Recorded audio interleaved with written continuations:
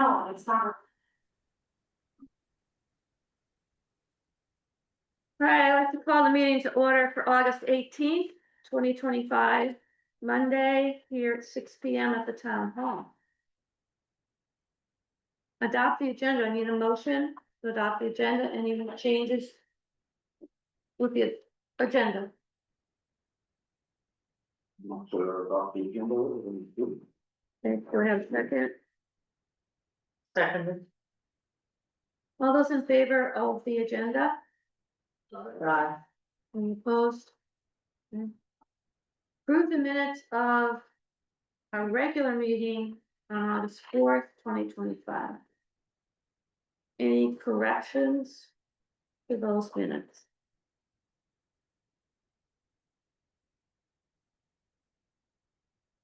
Hearing none, do I have a motion? So moved. All in favor of approving the minutes for August 4th? Aye. Any opposed? Okay, the minutes of August 4th are approved. Highway report. Everybody has a copy of what Colby has sent.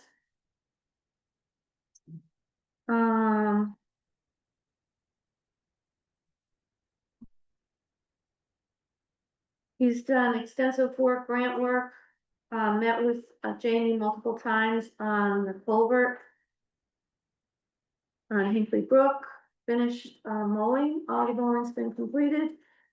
Graded Bell Road, graded Chitter Hill, graded 121 and Misty Lane. Work, upcoming work. Is checking on Jamie with the culvert work on Hinkley Brook. Get the next two sections of Hull Ranch done. I'm not sure what he wants on Hull Ranch. I know they're doing trees and ditching and stonework.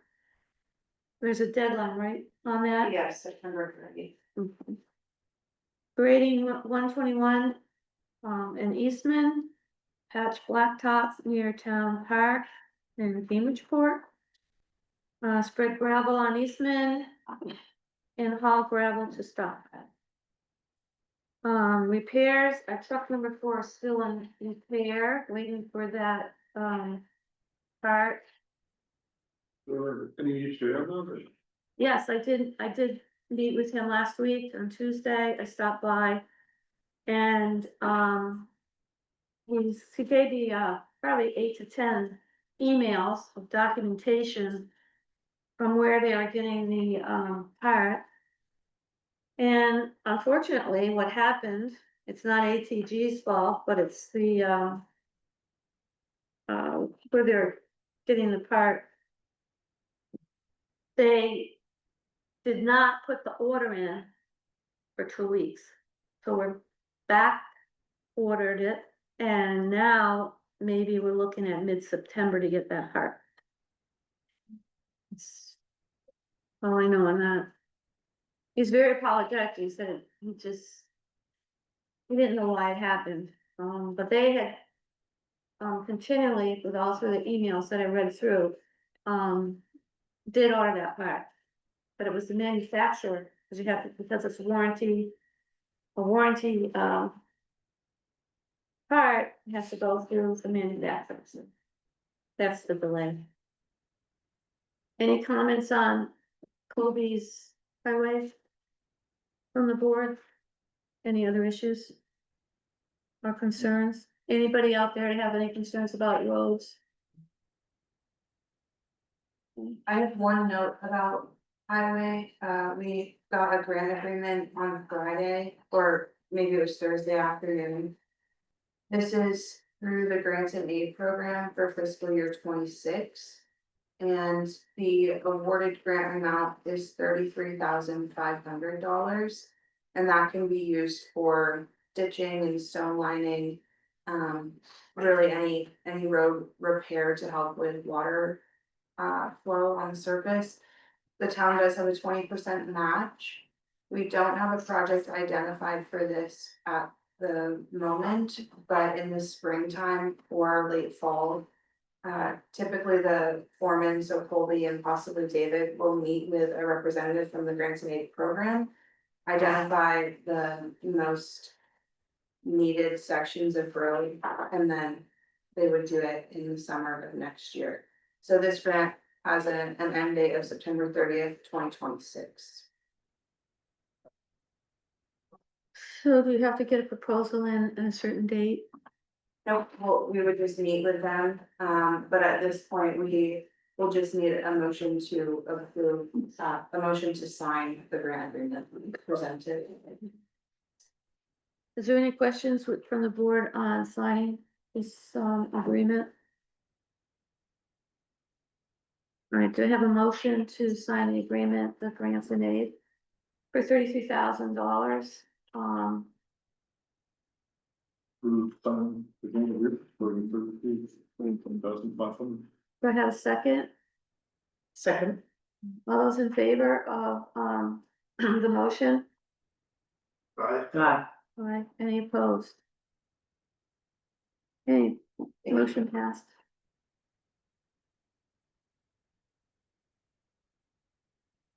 Any other highway? Yes, go ahead. Is that your, your platform? Yes, yep, so we submit a letter of intent every spring, and then, the money is divided up between all towns and.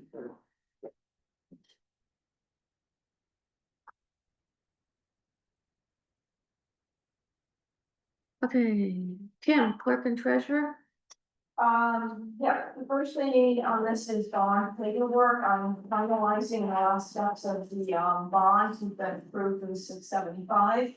I gave you, the interest rate with the schedule, and we have an interest rate of 3.821%, which I guess from what I gathered from other people I've talked to with bonds and all, that's a very good rate. I'm sorry, did you say that right again? I didn't hear. 3.821, 3.821%, thank you. What Morgan has for you to sign is completion of project, because what they've sent me is a lot of paperwork for requisitions as I need the payments. Whereas I don't need to send the requisitions, I need to send a spreadsheet showing how much we already paid. And so I can get the full amount in one spreadsheet, one requisition. And this form is the completion of the project, which we all know the project's completed, but the board needs to sign off on the completion. I'm also filling out some authorization forms that will, have my name, Michelle as assistant treasurer, and Morgan, who can answer and refer any questions to, the bond bank by using our names. It's right. Other than that, that's all I have on. We all sign this thing. Yes, Also, all of this, those lines.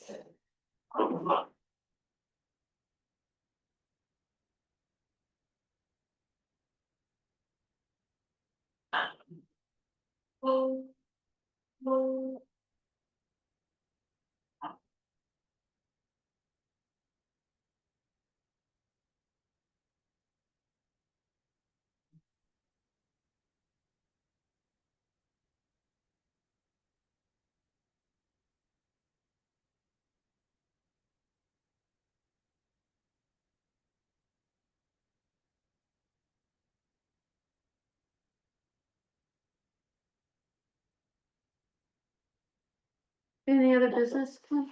Yeah, just to keep you updated, we've had, our auditors from Sullivan Powers here all day today. They actually have booked all day today and all day tomorrow. There is a need for them to come back tomorrow. We had sent everything way in advance and, answered all their questions and worked with them all day long, right up until 4:30. So they don't have a need to come back tomorrow. They'll be contacting me with any changes and questions they may have. So hopefully we'll be right on time for our audit, to be done and printed before, the fiscal year, before, our meeting. The credit card, terminal that I'm using is up and running. We've used it like 3 times already. Worked great. There's the 3% that's charged to the customer, not to the town at all. That will be going on the website as soon as things settle down and we're past it on and we're past the audit. We'll work with Morgan and get it onto the website. We have 2 new computers coming, within the next 2 weeks. Our computers are getting outdated, they're 6 and 7 years old. So right now we're replacing the listers first. It's at its max and the programs are unable to, sustain on those with all the Windows 10 and their life. And Morgan's is the next in line for age. Then we'll replace 2 more next year. And that's all out of the capital budget already, budgeted for. And that's all I have. Thank you, Kim. Committee reports. And the cemetery. I can comment on some. Yeah, go ahead, Kim. Just to keep everybody up to date that, Austin has been in touch with me. He's given me probably 8 names, of, various cemeteries that need repairing of stones. So with the names on the stones and what cemeteries I'm contacting, but in the Hennessy. See if they can head out there and repair the stones that need fixing. What else did you tell me? I haven't talked to Austin yet, but there's some on the village cemetery, Where? the village cemetery. Yeah, That needs some work. he had sent some from the village cemetery also. Okay. At some point I can tell you, what he does is he usually texts me.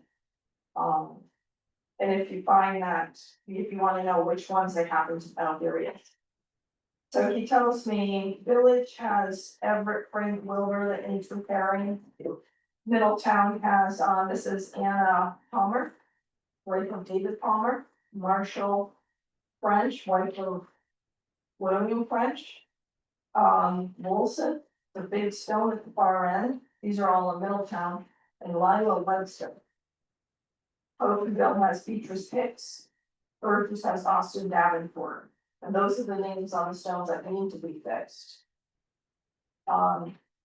There was a sinkhole that was reported in the cemetery, he took care of that already. I had heard about it, so then I texted him and then he said he had already taken care of it, he had heard about it. That's all I have in the cemeteries. Anything about the trees that were down or? He didn't say anything to me about it. The one that was in the corner of the village cemetery was cut up. The chunks are lined up by the fence, so that one was cleaned up. It did damage the stone that was underneath it. Which stone was that one? There's kind of like a pillar. But no name on it. I have a picture of it. I was there with Boston. I gave him some of the ones in Middletown. And there's a few more in the village as well. Okay. But the tree did get cut off. The brush was still laying around. I just pulled out of it myself, I think so. Did someone cut it? Did we have someone cut that or? I assume someone did. I'm It not is sure, but I don't think, I mean, is Austin even? Is he supposed to be doing anything of that sort, seeing as how? Directly, Like I just saw it was cut up and piled inside. Yeah, so I'm not really sure if that's really in what he should be doing. It's I not don't know, trained. I don't know who did it, but. He doesn't have the training, I Oh, don't sure, or the chats or the equipment. Well, I'll talk to him this week and Okay. find out what he is doing and what he should be doing. So if there are trees in the future, we have someone to call to do those trees? Unless we just have I don't know about the road crew doing it, I don't know who we call. So I'm asking you. Something that we probably need to discuss. Is it part of the groundskeeper of the cemeteries?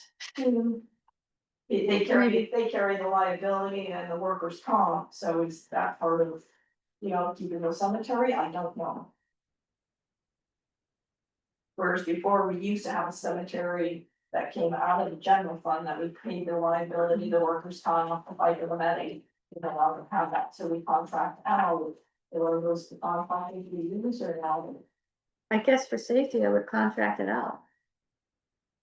or use the contractors that we have, yeah. That was my first thought, but I don't think it should probably be often. I would think, I'm just assuming he's probably not trained or has the equipment. Or any workers' comp. Right. We also don't know that he, I'm What's not it sure gonna that he cut did it it. down? Again, I just saw it. Yeah, we're not sure who So- did it. I'll find out what he knows and Okay, then. that's all right. Maybe I could see the complex that we got previously, so we could, maybe we can discuss that on our next meeting.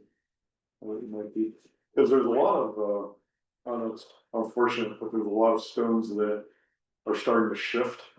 You know, they're not down yet, but they will be at some point, if nothing's done. So if there's some, and it'd probably be cheaper if we figure out a preventative program of maintenance. Probably put it into the budget. Yeah. During our budgeting process. It would be good to do that. Would Ben and Hennessy know of folks that do that kind of work to, so the stones aren't? You know, how to They know stabilize how to them? fix that, yes, and they do it for other cemeteries too, and they had said that they would do a once a year go around and fix. You know, either ones that they see or ones we identify. I'll get in touch with them again, I know they're pretty short-handed lately, but I can call and see if that was still their intent, because this was last year. Okay. I'll talk to them. And the only other issue on the cemeteries that I had, was Styles Cemetery for mowing, hadn't been done.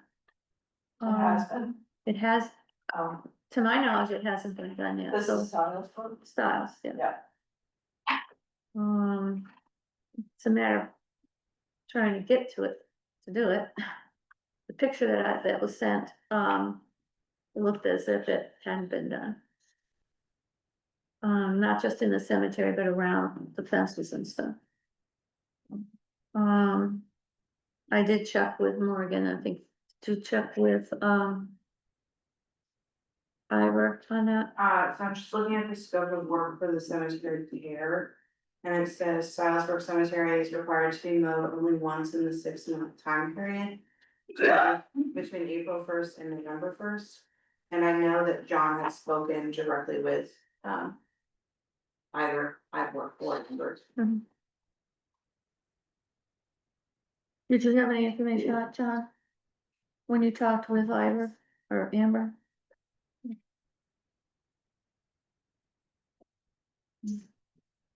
Should it be mowed more than once?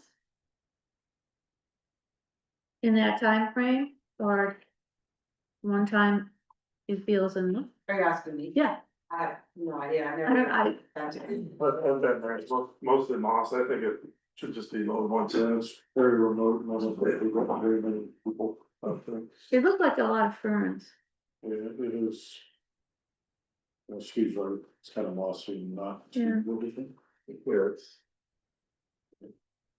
way up there. Sure.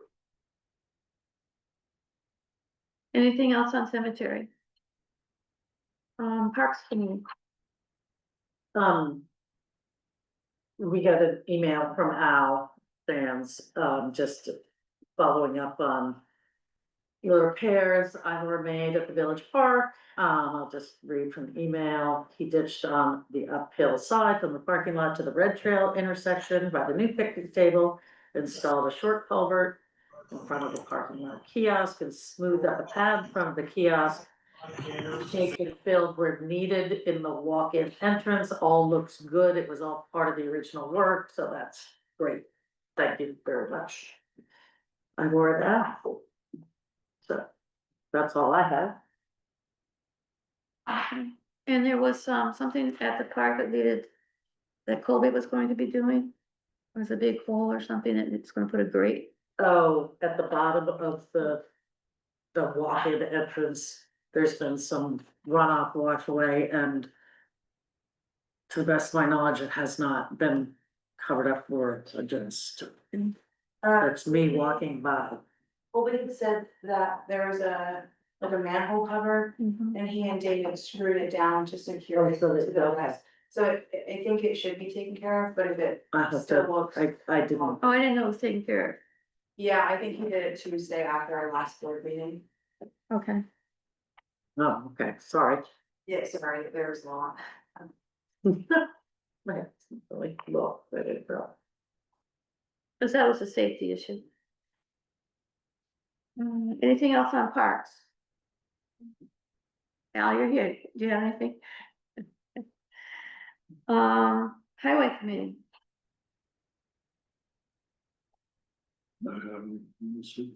John, anything you have? Personnel, I don't have anything at this time, Steve, you? July 2023 flood update.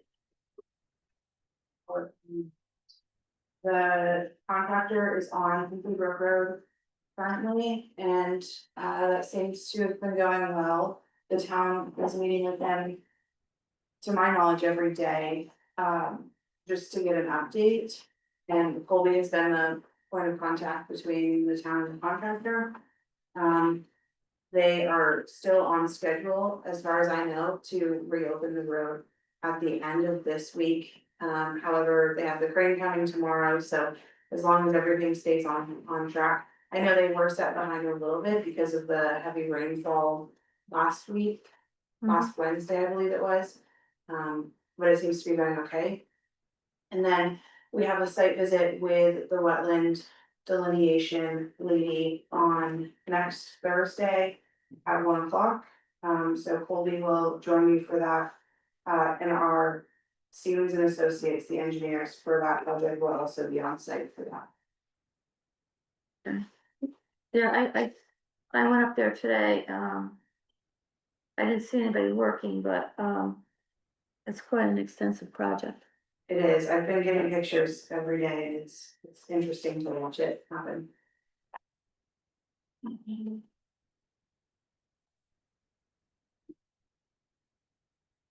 Short-term rental discussion. I'll start this because I have been, working with Morgan since this was introduced over a year ago. I think by, really sure the origins in this is Aaron. That several people had initiated this ordinance. Since then, we've had a draft we've had a couple of drafts and there has been no real movement since March. The reason there's movement in the past several weeks is in June, the Vermont Supreme Court upheld the city of Burlington's right to have an ordinance and enforce an ordinance. They were being challenged by a short-term rental owner, and the resolution came down finally in June at some point, I think it was June 22nd, that in fact, the city of Burlington was able to do it. So that came down through,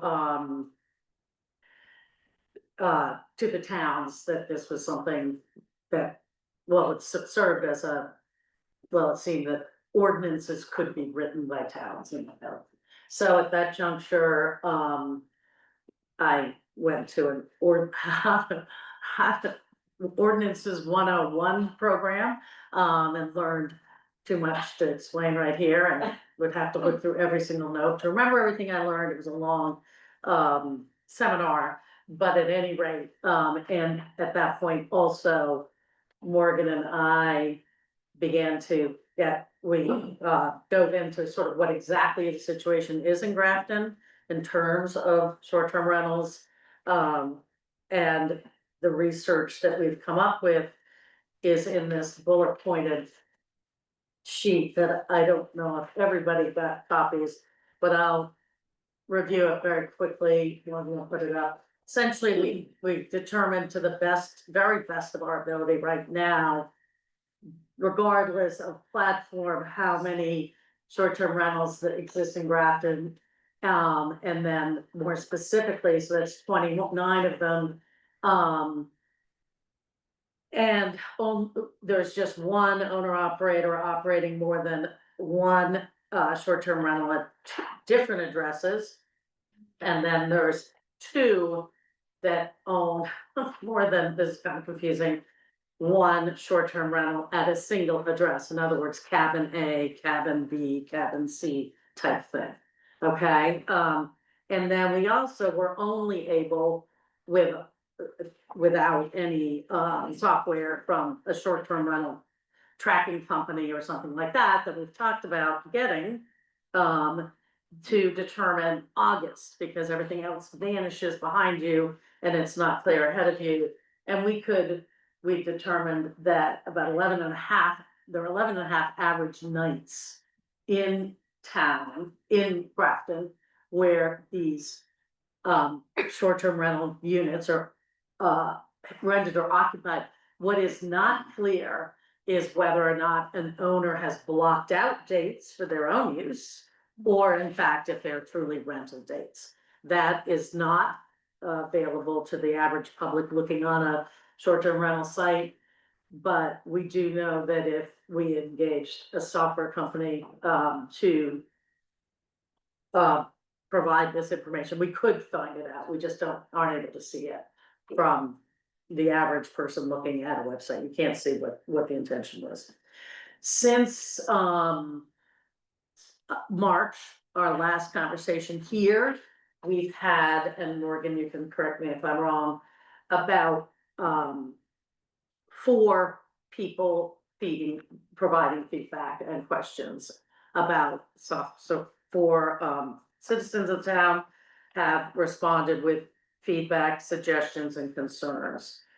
I've tried to isolate those, if you could scroll up more, isolate those questions here so people can see what the questions are, and hopefully provide some answers to these, which is, again, I am not a lawyer, I'm not an expert, doing the best we can, knowing what we know. We do know this, whether the person is a homesteader or calling Vermont their primary residence, and identifying those people versus quote unquote non-homesteaders, people that aren't living here. It's almost impossible to do that. We went through the registry here, and there are many people that may choose Vermont as their primary residence, but don't file the homesteaders form on their taxes. There are people that, again, so there is no way to differentiate. There's no way based on addresses to understand if that person is simply running this short-term rental as an investment property, or if they're here some months of the year or using it part-time. There's again no way for us at this juncture to figure that out and determine that. So that differentiation becomes fairly tricky, and something that we can't really address. The second question, this is a standard, the tents, it's not alternative units, why are those included? That's very standard in the language, and we did not create this ordinance from whole cloth. We used neighboring towns' ordinances and also support from the Vermont, I keep getting it wrong. The LCT has been hugely helpful, the Vermont League of Cities and Towns.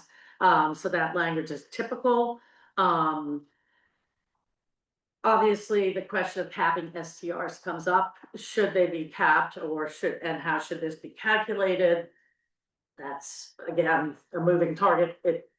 There are a number of towns that do it differently. We have provided a possibility in this proposal.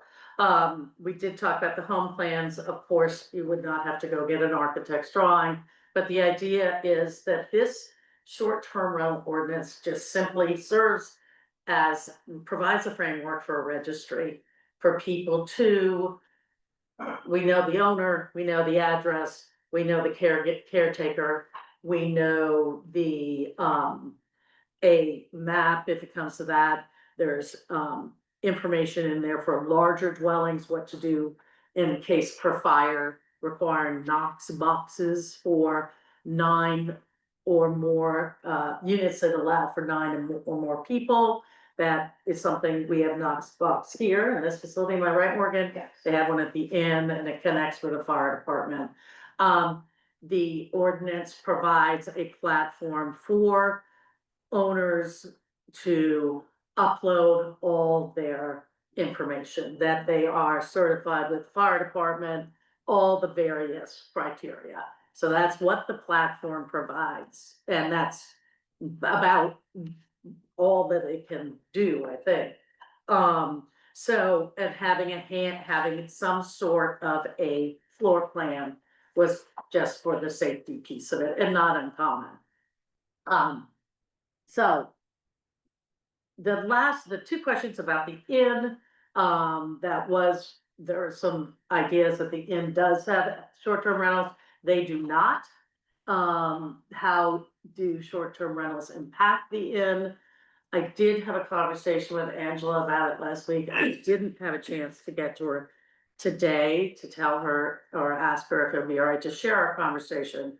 But I will tell you that their role, first and foremost, is putting bodies in beds. So they do care very much about filling the inn. That is their role as that's their job, their mission. She also said that she has a great relationship with short-term rentals in town to provide for overflow for guests when there are larger weddings. So I don't think I'm mischaracterizing it in any way. The affordable housing question came in, I don't think that we can feel, I can't feel that, we could feel that. Is that a planning commission thing? That sort of was outside our expertise. I have no idea how we would handle that, or if that's ever come up before. For tracking the last question, for tracking purpose, can Grafton include requirements for operators to provide how many nights were occupied, et cetera, et cetera. I think that a general idea has been on the ongoing basis is that this registry, we would have that, be able to track that through if we were, because of the fee, be able to contract the software, which would then track it. But it is not difficult for a short-term rental owner to provide how many days they've had occupancy throughout the year. I'm not sure the reasoning for this question or the genesis of it when the person asked it, but that's something that certainly can happen. I don't know if it reflects anything. So there's a handout also of the various short-term rentals in town. Some are on multiple platforms. Again, this is Morgan and I doing our best work to really get a good picture of what it looks like in Grafton. We're cannot say it's absolutely perfect. As for ability it is, and so that's the situation there. Morgan, am I forgetting anything? Yeah. The other, I guess we should point out that this most recent draft that was sent out has a couple of, hold on a second, let's see, it's going away here, I'm sorry. I'll just make a quick comment in regards to the year-end reporting. Danny Roberts just said in the Zoom chat, with Airbnb, it's included in the year-end tax reporting statement, which he would be referring to the total nights booked. Exactly, so it's not difficult to get, again, for the purpose, I'm not sure how that would inform anything. I know that there are, or us or anything. The idea behind like the enforcement of this, essentially just like any ordinance, dog ordinance, for example, trash ordinance, if there was one. This is enforceable, we have through, and we have a little ticket book downstairs, and in theory. If a complaint came in or concern came in ordinance school, they explain very clearly, your idea is you're not going after them and finding them right away. The idea is you're warning them, saying, you know, we don't know, trying to dust up any big dust up, but there has been some concerns, and can you address it? The standard, the section in our, the current draft on page, Morgan, get over there. Section 10, which has this schedule, is really standard. Again, this was material lifted, and I spoke with the ordinance people. This is very, very standard. It's highly, mostly, we hope these complaints and concerns get resolved with a simple warning. Oh, I didn't realize it, or, oh, I will fix that. The onus is on the owner and owners to comply with all the requirements before they can be a registered short-term rental in Grafton. Any questions, comments? I'm sure there are plenty. Sure. I noticed that, some of the other surrounding towns have put a cap on the number of nights that you can, and I wonder if you considered that in the draft. I think we are aware of it. I think I'm aware of it, particularly with Londonderry. Was that what maybe you're referring to? We at this juncture, I think, we felt that just getting this registry established was our goal, I guess. I mean, if it is our goal, but that was the idea behind an ordinance, would be having the registries established. The caps of the nights per year, we did not consider it any further than recognizing they did that in Londonderry. They had to, my understanding is they grandfathered everybody in, Londonderry, so.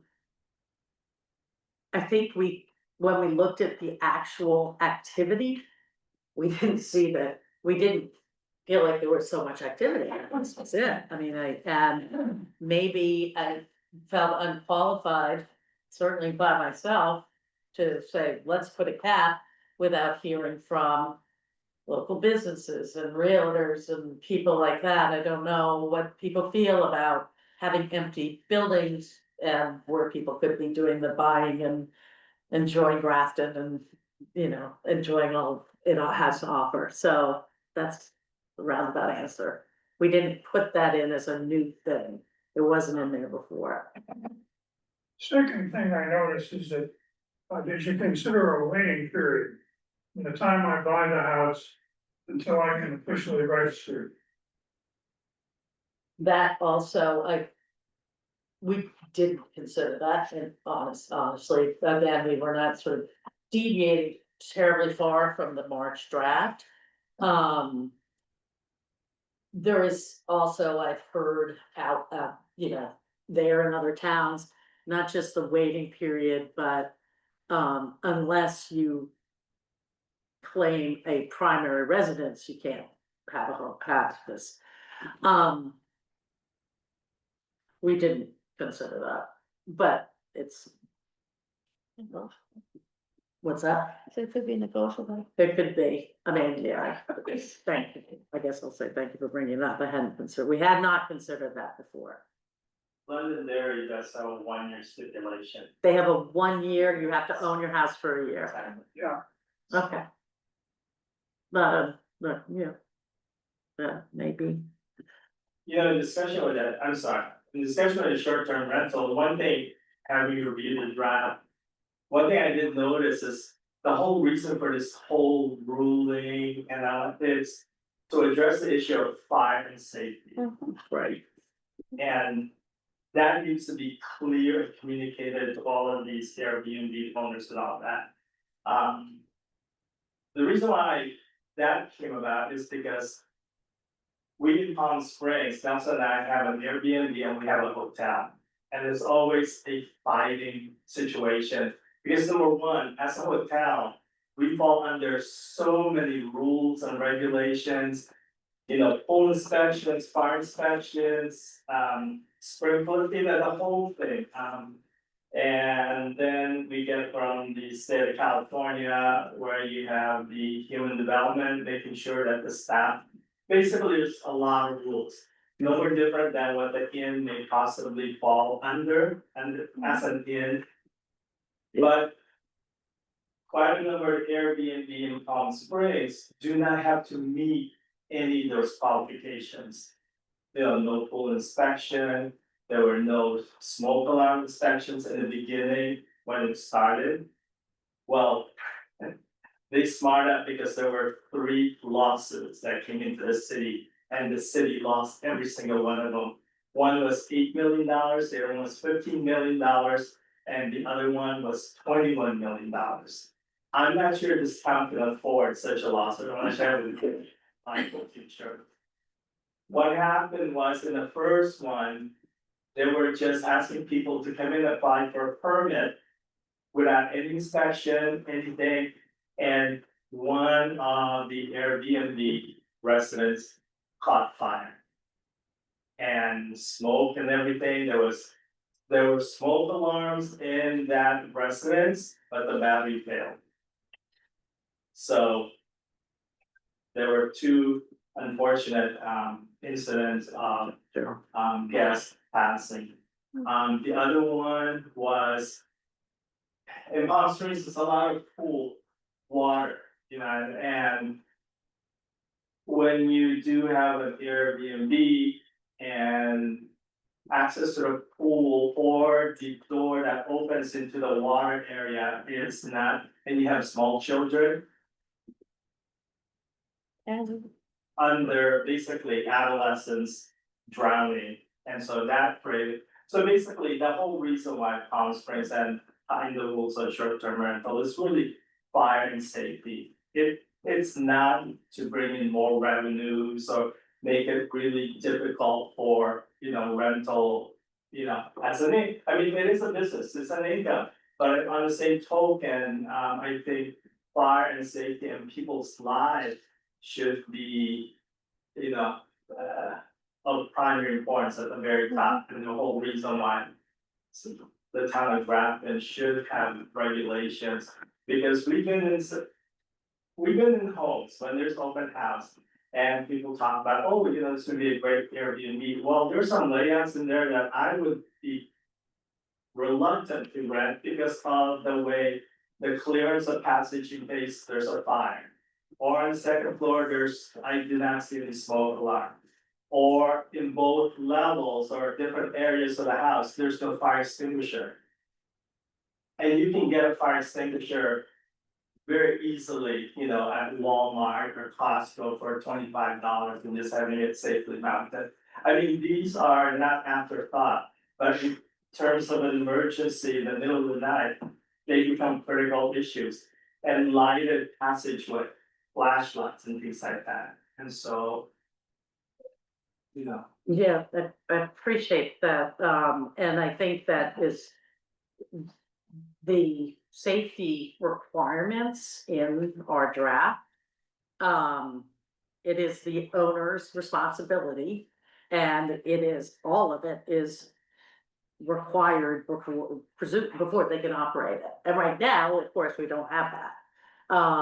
And it is the owner's responsibility to have the inspection done and to follow, if you, in, fire safety, the, short-term, it says right here, the short-term rental is public building is defined by 20 VSA 4730, subject to inspection and regulation by the division.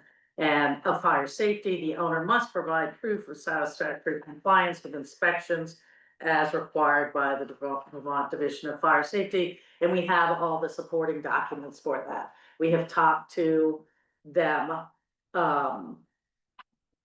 in Montpelier, I guess, where, and we've been in communication, with how that is, a short-term rental owner would go about doing that, and presumably many have, I mean, I don't know, of course, but I think the crux of this came from a safety point of view, and also fairness to town folk, with certainly following Vermont's noise ordinance and following our parking ordinance so for townspeople not to be inconvenienced and things like that.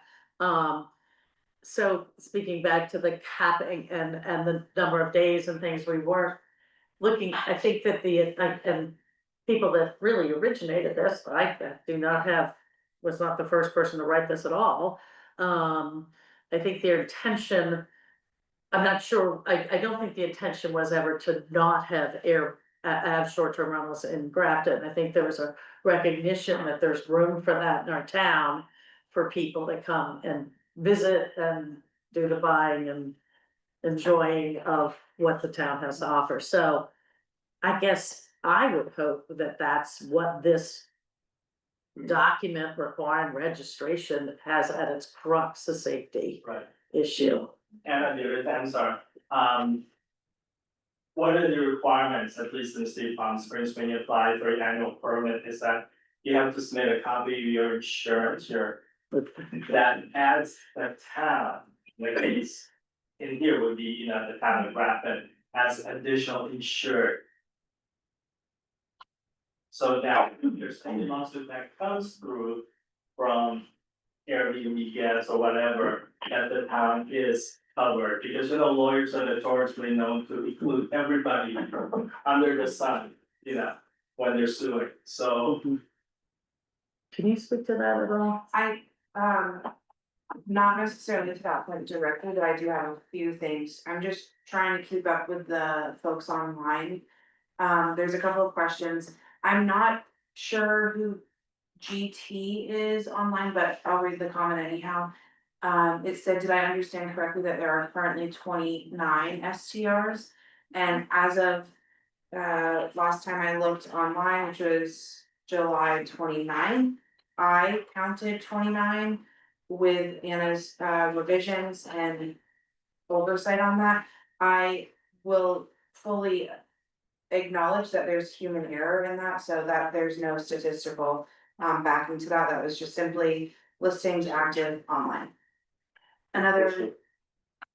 Okay, we'll go to the people in the room and then I guess we'll go back to But the. did you want to speak to the fire question? I see Yeah, EP has some fire question right there. Danny have noted that these platforms, and I think he's referring to Airbnb and VRBO platforms like that, have fire safety requirements to rent on them presently, regardless of local regulations. GT then followed up and said, is the fire inspection mandatory? If so, is the historical nature of the home taken into consideration? And then he followed up by saying, sounds like it, would be asking Robbie to do it. He's referring to the fire chief.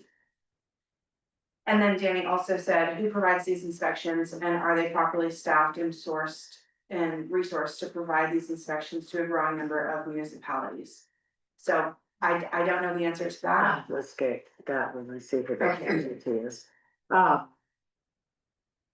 Yeah, I mean, it's the responsibility of the homeowner to get the inspection done, but would it be Robbie, would it be whoever? And our hotel in Palm Springs has been considered as a classical historical. And Right. we were not exempt. No, I wouldn't think historical buildings are exempt. Just because you're historical, no, because people's lines are. I had a question, that if you had a registry, like they did in Palm Spring, and, who inspects it? Is that when it makes us liable for the lawsuits? If somebody does not police this, Police the registry? police the regulations within the registry, and does that then turn the liability onto us like in Palm Springs? The inspection is done by the city of Palm Springs Fire Department, and they have a checklist this long. And So we would have to get. Which the state of Vermont provides that. Right, It's the state of Vermont, which also has a long checklist. And then that's why you also need to make sure that the town of Grafton is included additional insured in the property liability insurance. And does the state, I mean, they always claim that they have no, manpower in the fire. Yeah. And the That's what they said. fire safety. So, I mean, by signing on to this and say they can't make it to check these registries, are we then opened up to a liability if they haven't been able to inspect? I can't answer that right now, Al, and then we'll go to Russell. Sorry, was Russell first, sorry, everybody's waiting. I think you're opening yourself to liability when you start having them sign in with the town. They're gonna have an Airbnb around. You can't, somebody's staying at your house, they can't sue the town, you're dealing with them directly. The town has no involvement whatsoever.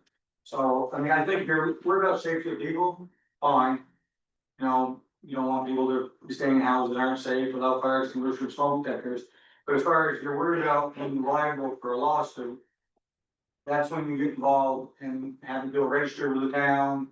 Cause then you're saying, okay, we're familiar with this place, this person's renting their house out, you know, for money. And that's when you're gonna be liable. I Because, you know, said it yourself, once they started signing, having people sign in to a registry with the town, that's when they started getting liable, flat. I think that, I would completely concur that we do not wanna put the town in a position of liability. I think we have to find out the answer to that question. Cause I don't think I know the answer. Does anyone here know that answer? Yeah, to the point about putting everybody in the road on the lawsuit, I'm not sure there's, you know. Well, yeah, I think that Yeah, registry. we can certainly answer. So I have But we should start. I think we need to answer that question, otherwise I would imagine that it would be surprising that towns are choosing to go this route if they thought they were liable. But let's check it out. That's a very, yeah, we'll check with VLCT. I do like the comment about the insurance covering the town for liability, I think that Correct. probably gets them. Here's the other thing, Anna, which the city of Palm Springs discovered. Almost 90% of homeowners insurance do not cover short-term rentals. That's right. You have to have a rental And insurance. you have to have a rental binder Mhm. on top, so that's why. That's why trying to get the town as an additional insured will force a homeowner to get the rental right. I don't know if there's anyone here willing to speak to a rental But if rider if they have to have that. Policy, No, you have to have. it's excluded Okay. by the majority of the homeowners insurance. Huh? the Springfield office, there's a division of, the fire marshal's office. They have, inspectors, they have people that come to make these kind of inspections. And I would strongly recommend that you don't ask Robbie Sprague to do it. Not, I mean, he could go along with them but the reason I say it is don't put his name on it. Put the state of Vermont inspector's name on it, so if there's a problem later, it goes to the state of Vermont. Right. And somebody's not saying, well, Robbie Sprague's name's on, now he's part of your suit. These are volunteer. If there's paid people that are paid to do these and make these inspections, we should utilize them. And the second thought is, when you get your agreement or whatever you're gonna call this thing, your 101 you're doing, ordinance, I think you wanna run it by your town attorney. Oh, for sure. He's seen it before. I think what I guess I wanna make sure that we understand, the town of Grafton is not calling, the onus is not on the town to go through all of these inspections, it's on the homeowner. And I think probably the only way we can, and that's the way this works, so the onus is on them, it's not on us, but I do completely accept your comment on at what point is a town liable. Well, the ordinance should say that. Yeah, we would be- Liable. right, Yeah, it's only your ordinance to say you're liable to make sure. yeah. But having an ordinance that the town is, spelling out all the things that the rental person has to do is really a cover our liability, cover the town's liability. You've told people, this is what you have to do legally. And you've done your part. What if you miss something? No. You write this out, what she's doing, write that all out, you have your lawyer review it. You get involved with the state inspectors, but you provided all of this to the person that has the short-term rental. And hope you forget something, if you miss something. It's not us, it's the state of Vermont regulation that. If your ordinance says you have to have all these criteria together, and you miss something, then maybe you're back in the spotlight. I think I'm that, just saying, you say you have to have. We'll go through the. yeah, so we'd definitely go through legal Good review point. and also go through the VLCT. Their lawyers and all, I mean, not their lawyers, their support.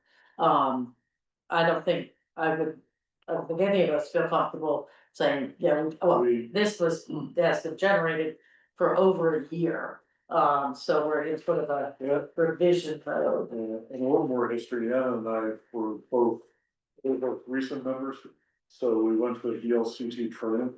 And this was a topic, because a lot of towns were looking at this. And the general consensus was, we don't know.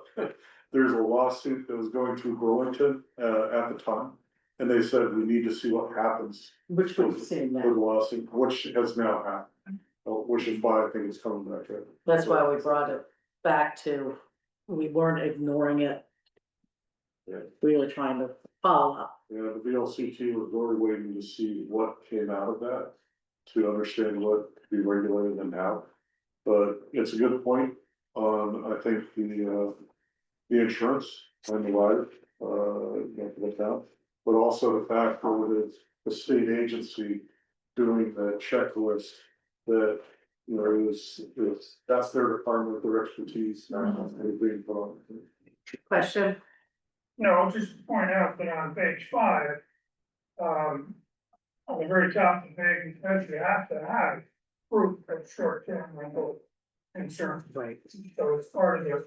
It's, I think, and I hope that we have covered as much as we should in here with the proof of the insurance, the proof of the inspections. But certainly, I think, the point is well taken that we move it over to the Vermont legal team to make sure we have said everything and what the town liability is. But the idea is that this, format would have, homeowners would be uploading all their documentation that they are required to have by law, by state law.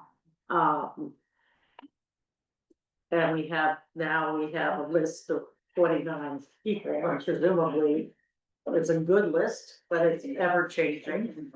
So, question? Hi, I have a question, I understand the concern about the septic system.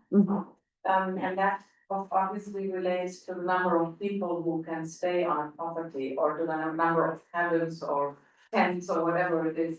Is there any way town could control that? Talked about this a number of times, at this juncture, the septic requirement is no different than the town septic requirement. The idea being that every home has a septic for their bedrooms, and the number of people that could be in their bedrooms is the same number of people that would be in a short-term rental situation.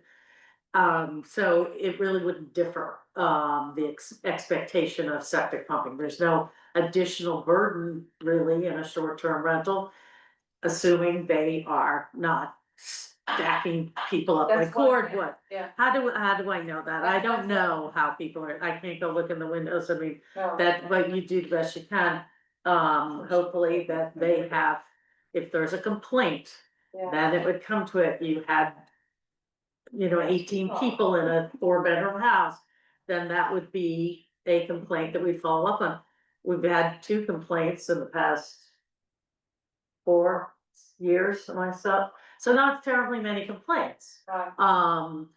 So if there's a concern, it's okay to complain.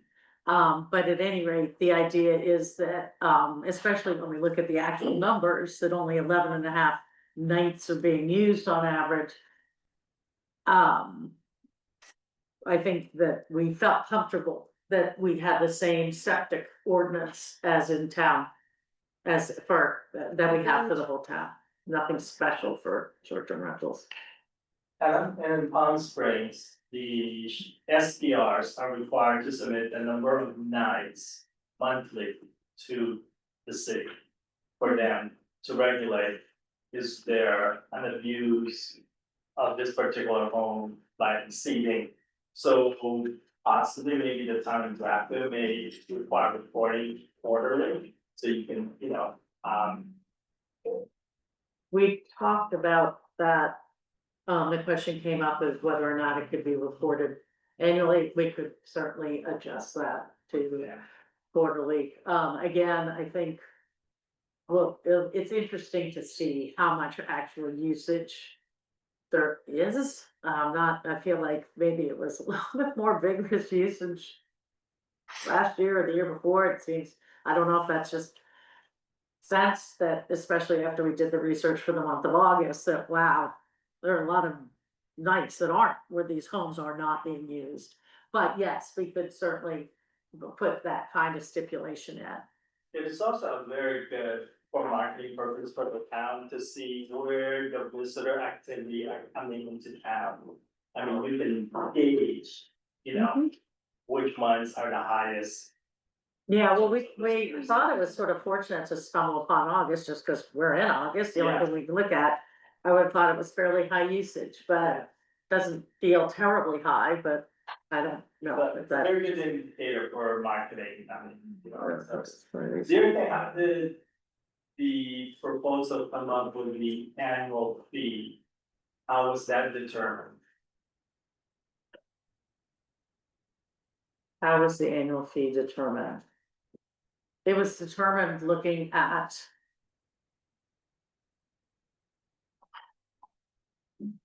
basically nightly rates, sort of a reasonable number based on what people were charging nightly. And we came to one number, and I know there'd been some hopes or desires that there'd be a different number for an owner occupied type of situation. Again, something we couldn't, the tracking and administration of that would be incredibly difficult.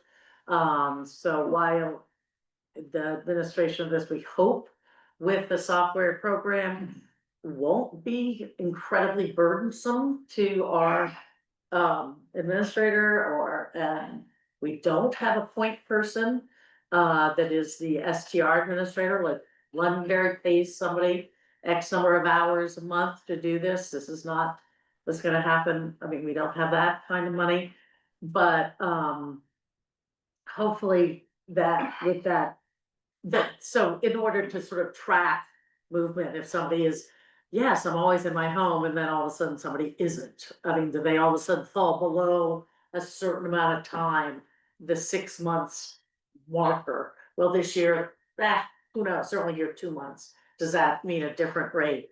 It became a mess, so we simply thought it prudent to stick with one number to simplify. We're again, small town, small staff.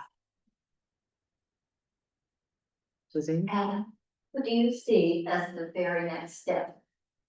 Well, I do see as an important step is certainly the liability question, and that question and the clarification. So I see as a next step, it needs to go to VLCT, and it needs to, and particularly to them, because they are doing this with so many towns. And from their lawyers that are their people we can use, And we can get some hard answers to those good questions about town liability. There is no intention, I would think, on anyone's behalf that have introduced this, support this, or whatever, to create a scenario of liability to the town. That would never be a viable option. And I think if we send it to VLCT, we can ask some of these specific questions. Yes, we will ask all those specific questions and hopefully get some answers, and address.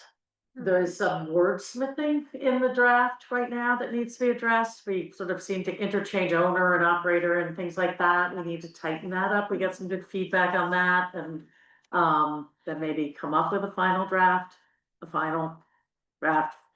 and some answers to the questions, if there is to be a final draft. Does that make sense? Do you think that take place by sometime in September? That would be probably not unreasonable. Right. Again, I think it depends upon those other sources that we're using, resources that we're using to determine liability and things like that. How quickly they can get back to us. The end of August is often a pretty busy vacation month. I don't know. We'll see what we can get, but certainly as soon as we can. I don't think I certainly don't want this to linger any longer. Probably on his list of questions, but you would wanna ask if charging a fee is gonna make it reliable, too. But that seems like something very. It's pretty standard, but it's a good question. I think it should be clear to us. Part of it. Yeah, I think it's a reasonable question and we need to make sure. I think most, I have never heard of a town not charging a fee for running the registry. So, and if I can finish, please, I just wanted to say how much we appreciate all that you have done, you and Morgan have done to get it this far. It's been a long winding road. Well, if it's something the town needs, then Yeah. that's a good thing. If it's determined not to be something the town needs, then we'll see how it goes. Yeah, right. So, and just put a note, first of these, Palm Spring charges $1,900 annually. And the first violation begins at $2,500. And if it doesn't go by 1,000, it doubles. So the second violation is 5,010. Wow. So, and then they'll shut you down faster than you can whistle. Okay. The other thing, and you're gonna find this in requiring a rider, a liability for the town. They're gonna say, well, Airbnb requires us to have liability coverage. Well, yes and no. We're a super host in Airbnb, so I know exactly the mechanism of how that works. You basically go online and you just say, yes, we have the rider. You click that, and Yeah. that's it. They don't ask you to submit an actual I believe on ours, we do. certificate. Just on that point, Danny had said a little bit ago, you are required to have a rental rider to be on Airbnb. Yeah, sounds so great. Yeah. Right, but they don't ask you to send it They in. don't check. Oh, I think that That's what I was but I saying. think that in our registration process, that was part of the document, That so they have to uploaded. provide that. Yeah, we literally have to sign this uploaded, so Yeah, you. then on the bottom left, that's where that's the additional insured will be. Right, and it's not unlike when we ask people submitting bids to provide their insurance Right. certification. And the other thing is, most towns in California, at least in Palm Springs. Liability has to have a minimum of $1 million per incident. Okay. Thank you. Jumping back online, Gatlin said, moving to the application process, how is the application submitted? When does the submission window open? Our town office is open on January 1st, if not, should the language be changed to read the first business day after January 1st? Which is a really good point, we are closed that day. So it would be the first business day after, and the we will sort out how the application is submitted, but it would be uploading documents and we'll get there once we get an ordinance, if we get an ordinance, so. I appreciate those questions, so they're good for going forward. Any other questions? Comments, yes? Yeah, I was just like a comment from my point of view, I'm Bettina, and you may or may not know that. I'm sorry. I'm Bettina and I'm living in Danny Michaelson's schoolhouse and. Oh, in yes, the okay, house, yes. I'm part of the, since this year, part of the Airbnb community, so to speak. I tried to actually rent out a house on a long-term basis for a while, with super before. And it did not really work out well after COVID was over, because people went back to purchasing than renting. Here, so I just wanted to say that I fully understand all the concerns and I really prepared the house with all what you asked before I ever even let anybody in.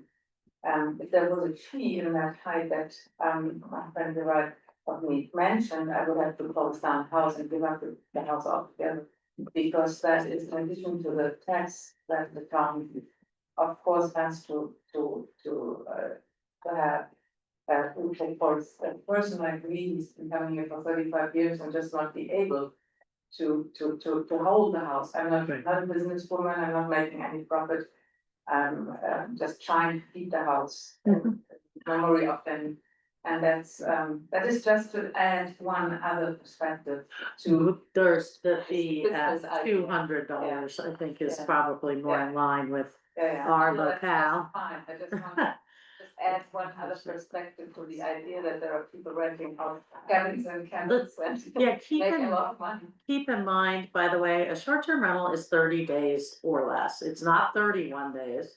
31 days, that's a regular long-term rental. It's just short 30 days or less. So someone does a seasonal rental, rents for a couple of months. That's a whole different, something to do with this. Another point, Gavin just said, I have the best caretaker around and he lives in Grafton. If he gets hit by a bus or eaten by a bear and no one is available in Grafton to replace him, should we consider establishing a radius of a certain number of miles from the center of Grafton, Athens or Townsend, for example? He's referring to the caretaker section on page, sorry. We do say Grafton or nearby, we did, We we, get most we confused talk- with caretaker. what's that? I think the caretaker is yeah, I'm referring to. No, bottom of page 2. In the town or local property management companies, yeah, I mean, reasonable.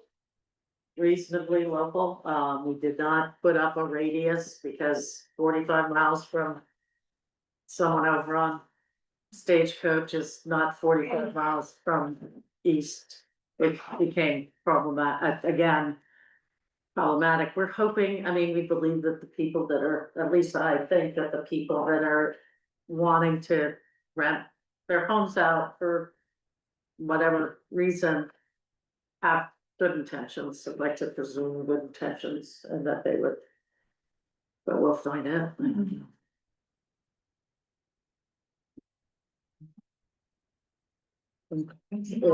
If that's, I think that, I think we've got some work to do, so I would.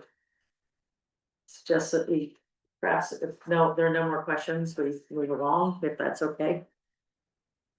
Any other questions? So I think it's a hope that with all the time and energy that Morgan and Anna, along with the board, have put their input in. Maybe have another meeting or two and take it to a vote. One last question, Dane Roberts online said, would that be legal? Employment law generally prevents discrimination based on home location, but perhaps this falls outside of that. I think that's something that would have to take. We'll have to find out. So do you have any other No, comments that's that you it. wanna share? That's all I'm seeing online. Okay. Let's see, select board duties and responsibilities and discussion, I have something from VLCT that I asked, Morgan to, make a copy, and I had found, on page 5, it's just a summary of select board responsibilities. It's nice to kind of review it all, we all kind of take part in, much of this, and it's important how we work as a team, with the board, as a board. Especially when we have, committees, you all have, a job to do, commitments. We're all human and we're not perfect, but, we need to come together as a team. And it always helps that we kind of have to stop and think, how are we doing? Is there anything we need to work harder on? And just make sure that everybody's, responsible in our jobs. It's just meant as a review, but if you have any questions, let us know. I think that's good. Other business, yes, yeah, Too fast. sorry. I do have a question on, select board duties. And, has to do with, parks, committee. Okay, And I don't care how you do it, but I just like to have some idea what you folks are thinking. Some people operate best on just go do it and ask forgiveness later. Some people operate better with ask permission first. For our volunteer committee, which is all 4 of us, we've done a few things, and if we were spending money, if we had money that was already in our budget, or that line item for Village Park, just, have let, Morgan know that, hey, we're gonna get $500 worth of shirt pack. We have that money on that line item, and we haven't gone and got your approval ahead of time to do that. Is that a reasonable approach? I'd just like some feedback as to how, every board's a little different, and so this is a different board than we've had in the past. We haven't asked you to use shovels or rakes or anything. So I just some idea of what's appropriate, I think, for your committee. And how do we interact? I know there was a time when we had a certain cap, it was so much money, like if it's over $500, we'd have to go back and look at that. I know each board was different. But if you have an idea, if you're gonna spend some money, let us know. Yeah. And I know on the budget, correct me if I'm wrong, do we have a budget on parks? Yeah. But you say, let you know. You want us to let you personally know, or we just send something to Morgan? Send something to Morgan, she's gonna let us We know. don't hear anything with the or Morgan says it's okay, or send it to Morgan, copy to you, I just asked him how it Well, yeah, I think that's happened in the past, we've gotten messages from the Parks Committee on any kind of monies that they might need on maintenance. Morgan's really good about letting the board know. And we have our committee, the Parks Committee, and they're always letting us know what's going on, so as long as we know and it's not. And we meet every 2 weeks. I don't think there should be any long delays. Right. But if there's anything that's time critical, I think if you are Shannon and myself, then. Yeah. We're doing the process. and obviously with budgets coming up, we have, I mean, if you have input, You need to let us know before budgets, because I for one think that our budget is what we should spend, nothing more, but I know there are issues. So, we don't, knowing ahead of time or seeing if things can be included in the budget, fine, let us know. The money that is that line item is really has been generated primarily from donations from people in town. It really hasn't that line item will Different line item. get generated by big part of the budget. If you look where that money came from. Okay, But that's not, we're talking different. Yeah, it is there. No, Yeah. it is. It's there, it's not there. It isn't like we've come to you like the fire department or EMS and Right. asked for $5,000. Right, right. You know, that's not how we got monies. Accumulated. Right, understand it, but it's a budget item that we just need to make sure it's exceeded. Correct. So if you notify Morgan, then she lets us all know. Yeah. If there's a time critical issue, let us know that there's a date. Yeah, I think typically we need, twice a month, so I don't think there should be any delays. Okay. well, thank you all for all the work you do. Yeah, we do appreciate it, the village park is great. Yeah, well, I think. Like 3 weeks ago, my daughter. Any other business? Yes, I would like to just, mention that the Women's Community Club has a program coming up on Wednesday.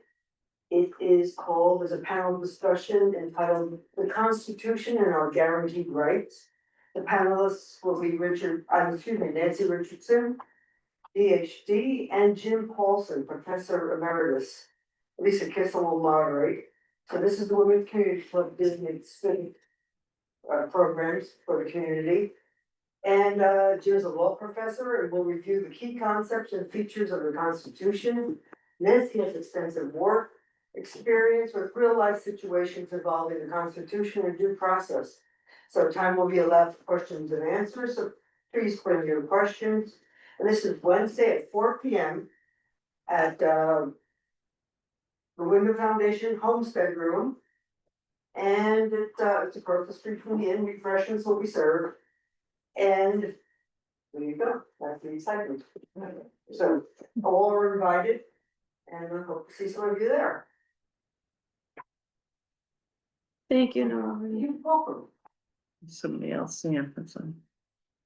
Anybody- Sam, did you have something? Sam? Please, wait. No, guess not. Next, regular meeting is Tuesday, September 2nd, 2025 at 6 p.m. I need a motion to adjourn. So moved. Thanks, everybody, for coming and all your input.